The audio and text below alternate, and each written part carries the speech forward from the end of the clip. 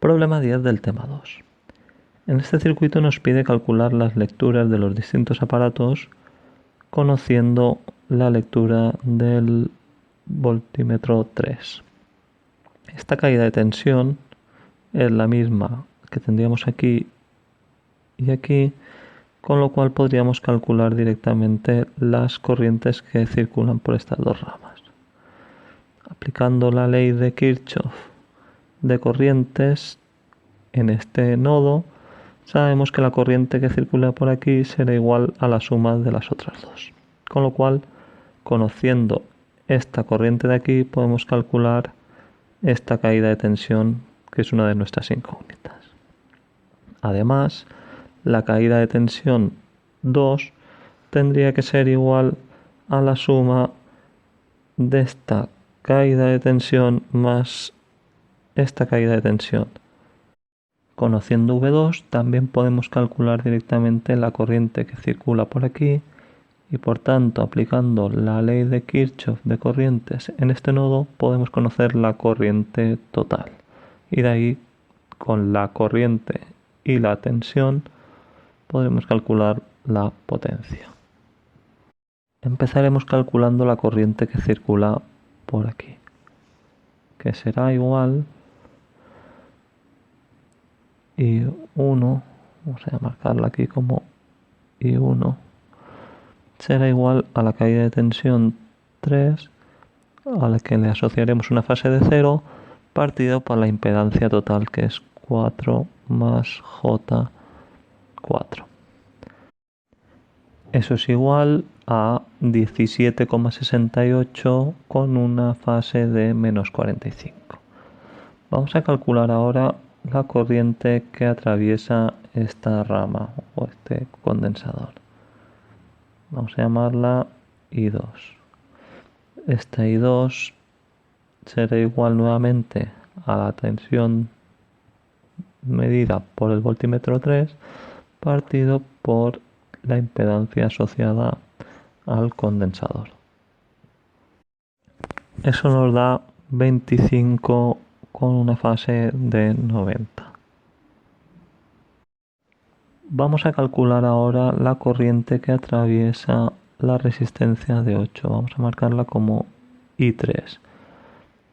Para ello vamos a aplicar la ley de Kirchhoff de corrientes en el nodo A. En el nodo A tenemos que I3 entra y salen I1 más I2. Eso hace un total de 17,68 con una fase de 45. Vamos a calcular ahora la caída de tensión entre los nodos B y C, que será equivalente a la caída de tensión de B a A y de A a C. La de A a C ya la conocemos, pues nos da el problema, tenemos que calcular la caída de tensión entre B y A.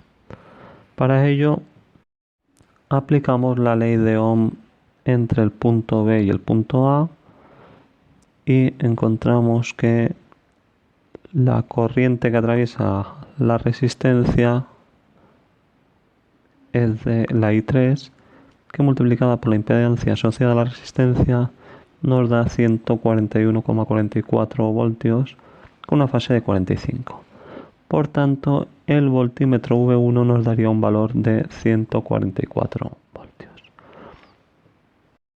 De esta forma, la caída de tensión entre B y C no sería más que la caída de tensión entre B y A, que acabamos de calcular, más la caída de tensión entre A y C, que es exactamente la que nos daba el voltímetro 3 con fase 0.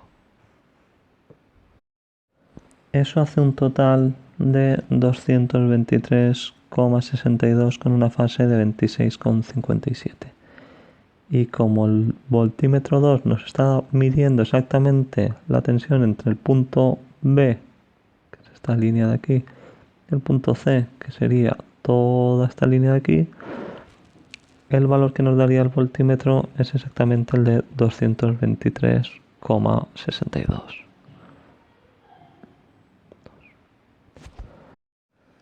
Para calcular la corriente total que atravesaría el amperímetro, tendríamos que aplicar la ley de Kirchhoff de corrientes en el nodo B, en el que entraría la I total y saldrían la I3 y una I4. Necesitamos conocer el valor de I4, pero conociendo la caída de tensión entre B y C y la impedancia de la rama, Z4 más J4, ya lo tenemos. Eso hace un total de 39,53 con una fase de menos 18,43. La corriente total, como hemos dicho, la calcularíamos aplicando la ley de Kirchhoff de corrientes en el nodo B, en el que entra la corriente total y salen I3 e I4.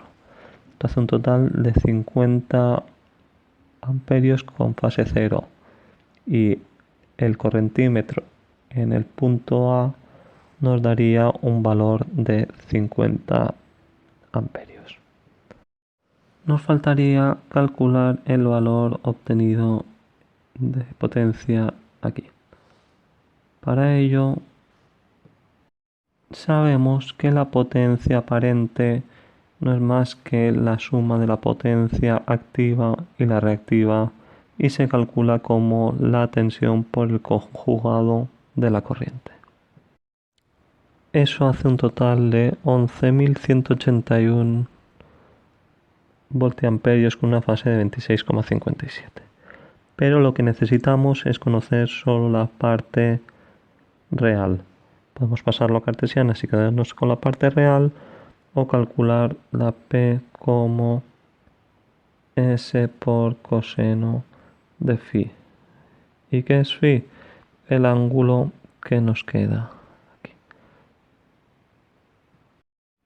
Eso hace un total de 10.000 vatios o 10 kilovatios, que sería la lectura de nuestro batímetro.